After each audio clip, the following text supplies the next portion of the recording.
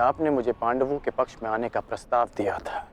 हाँ, और तुमने उस प्रस्ताव को अस्वीकार कर दिया था। हाँ,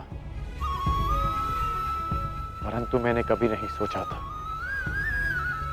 कि मेरा ये निर्णय मुझे आपके विपक्ष में खड़ा कर देगा केशव।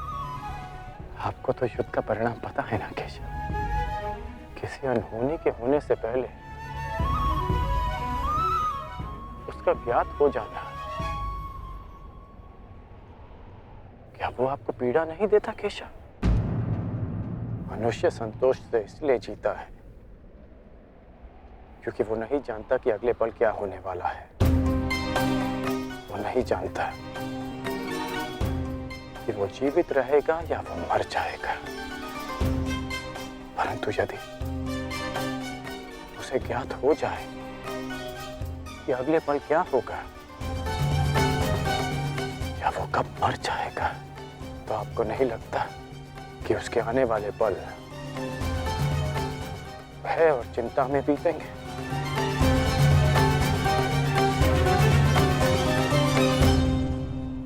ये सोच पर निर्भर करता है अंगराज। यदि मनुष्य को अपना अंत ज्ञात हो तो हर वो क्षण जिसे हम व्यर्थ करते हैं, उन क्षणों को जिया भी जा सकता है। इस नदी को देख रहे हो? इस बहती नदी को पता है कि अंततः इसे सागर में जाकर मिल जाना। अधिक ज्ञान पीड़ादायी नहीं होता मित्र। अधिक ज्ञान उचित निर्णय लेने में सहायता करता है। यदि तुम्हें भी भूत और भविष्य का कुछ अधिक ज्ञान होता तो कदाचित तुम भी अधिक न्यायपूर्वक निर्णय कर पाते।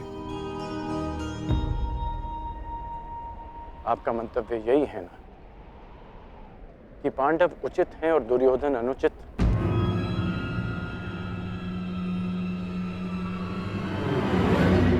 क्षमा कीजिएगा, परंतु मैं आपकी इस बात से सहमत नहीं हूं।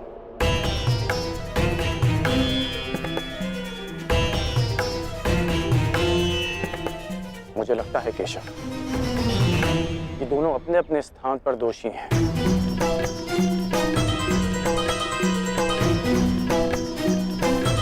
और इसी कारण से दोनों अपनी अपनी दृष्टि में निर्दोष और सही हैं। यदि दोनों ही दोषी तो तुम निष्पक्ष क्यों नहीं हो जाते मित्र? क्योंकि मुझे लगता है कि दुर्योधन युधिष्ठिर से कहीं अधिक सक्षम शासक सिद्ध होगा। इतने अधर्म करने के पश्चात भी? हाँ, क्योंकि वो युधिष्ठिर की भांति धर्मराज होने का ढोंग नहीं करता। आप ही बताइए केशव कि जिसने स्वयं की पत्नी को दांव पर लगा दिया हो, जिसने द्यूत के कुचक्र से निकलकर स्वयं को द्यूत में फिर से फंसा लिया हो, वो कैसा धर्मराज?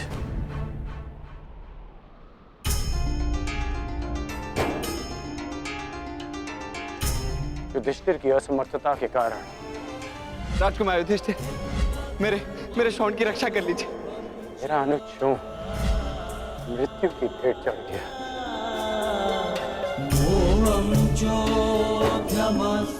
जब मुझे सूतपुत्र कहकर रंगभूमि की स्पर्धा में भाग लेने के लिए अयोग्य घोषित कर दिया गया था, राजकुमार के साथ द्वंद्व की अनुमति एक सूतपुत्र को नहीं दी जा सकती।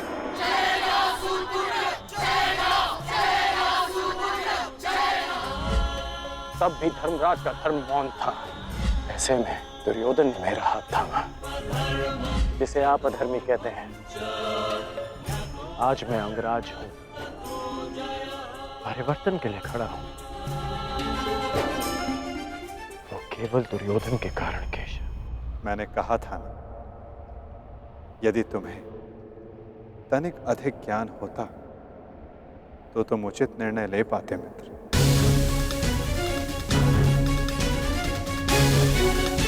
मैं समझा नहीं।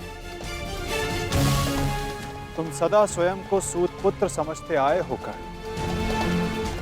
और यदि तुम्हारा ये ज्ञान मिथ्या हुआ तो? मिथ्या? हाँ कर, क्योंकि तुम्हें तो पता ही नहीं कि तुम वास्तव में हो कौन। मुझे ज्ञात है कि मैं कौन हूं, और मुझे गर्व है कि मैं अधिरथ पुत्र कर्ण हूं, राधे पुत्र कर्ण हूं, सूत पुत्र कर्ण हूं।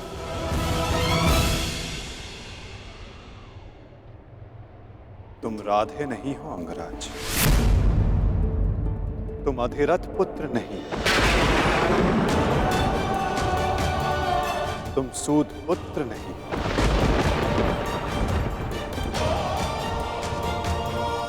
तुमने कभी ये नहीं सोचा कर्ण कि एक सूत पुत्र के शरीर पर दिव्य स्वर्ण से मणित कवच और कुंडल क्यों है?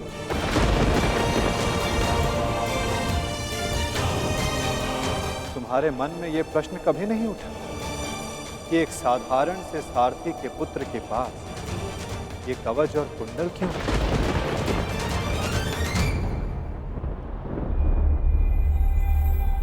क्या तुम ये सोचकर कभी व्याकुल नहीं होते कर्ण कि तुम शेष से इतने भिन्न क्यों हो?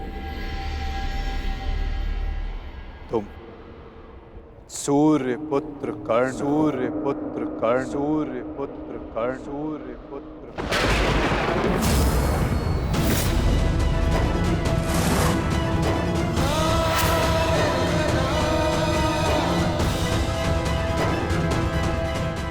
स्वयं सूर्य नारायण के अंश हो तुम कर्ण।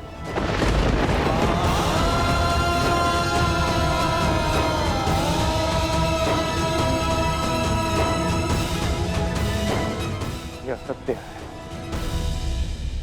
मेरे पिता अधिरथ हैं, और मेरी माता राधा।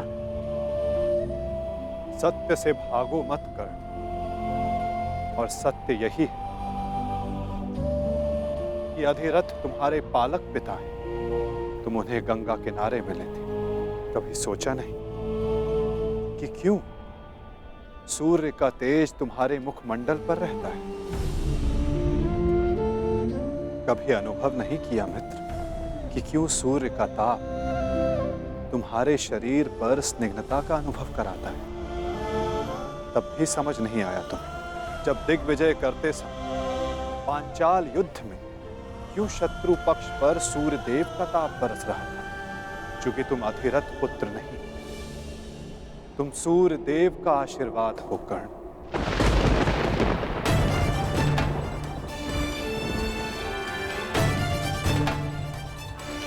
यदि मैं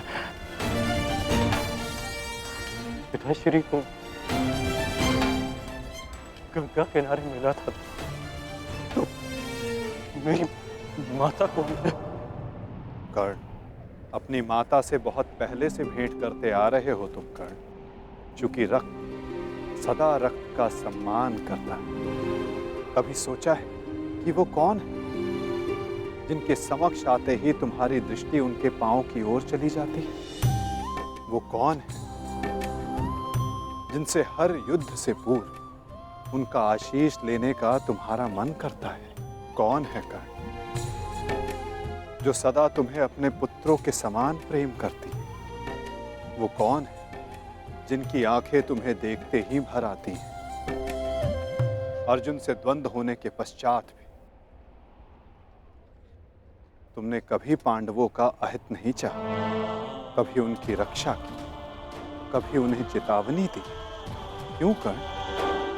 इसलिए नहीं कि तुम न्याय चाहते थे, अपितु इसलिए कि तुम्हारी धमनियों में बहता हुआ रक्त तुम्हें पुकार रहा था। हाँ कर्ण, तुम राधे नहीं कुंती पुत्र हो, पांडवों के ज्येष्ठ। हाँ कर्ण, बुआ कुंती ही तुम्हारी माता है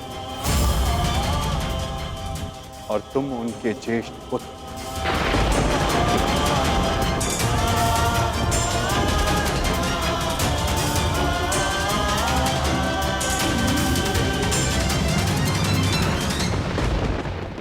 ये सत्य नहीं है। कह दीजिए केशव कि यह सत्य है। आप चाहते हैं ना कि मैं पांडवों के पक्ष में हो जाऊं, अपने मित्र का साथ छोड़ दूं, इसलिए आप मेरे साथ छल कर रहे हैं। आप छल कर रहे हैं मेरे साथ। यदि मेरा कथन तुम्हें छल लगता है मित्र, तो जाओ स्वयं उनसे जाकर पूछो जिनके नाम से तुम संसार को अपना परिचय देते हो। भद्र, अधिरथ और देवी राधा से जाकर पूछ लो।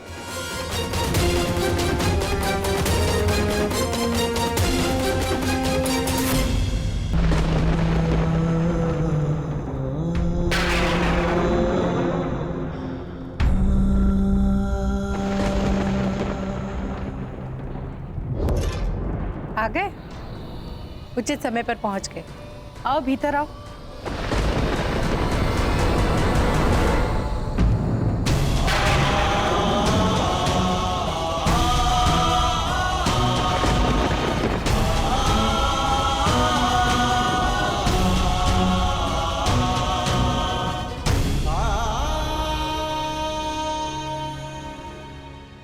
क्या हुआ पुत्र?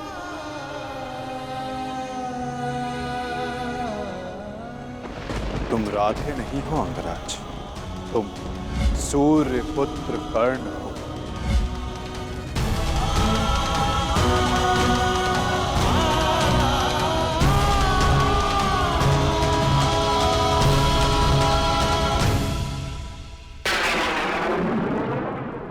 एक बार फिर से पुत्र कहकर पुकारिए ना। पुत्र?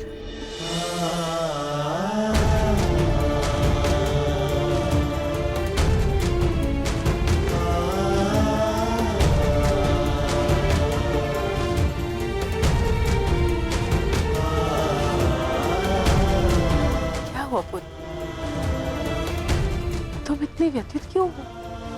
क्या हुआ? मैं व्यथित था अपने ही माता। मैं समझ गया कि ये वासुदेव का खेल है। वो मेरे साथ खेल खेल रहे हैं माता। खेल? कैसा खेल? क्या विनोद किया केशव ने?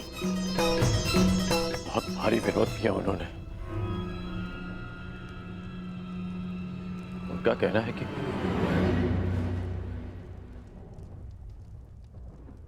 आप दोनों मेरे बालक माता पिता हैं।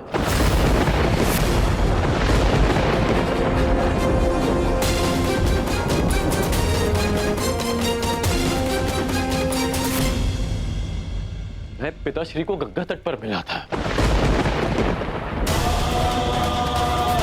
कि सूर्यदेव मेरे पिता है और माता कुंती मेरी माता।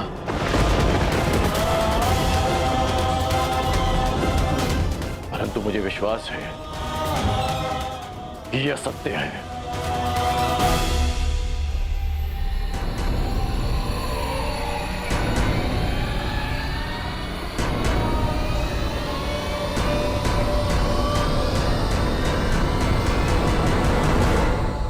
ये असत्य है ना? मैं आप ही का पुत्र हूं।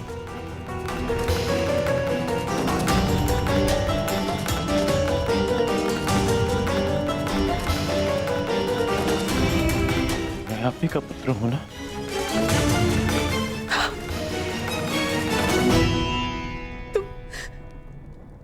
तुम मेरे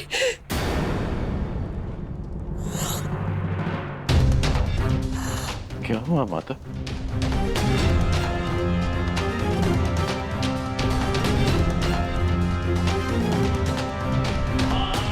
क्या हुआ पिताश्री?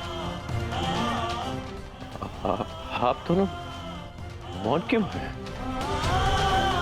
कहिए ना कि आप ही मेरी माता है। कहिए ना कि मैं आपका पुत्र हूँ। कहिए ना कि आप मेरी माता है, कहिए ना कि आप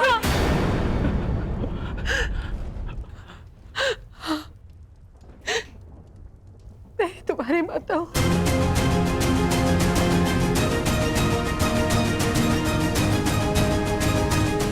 परंतु दात्री नहीं।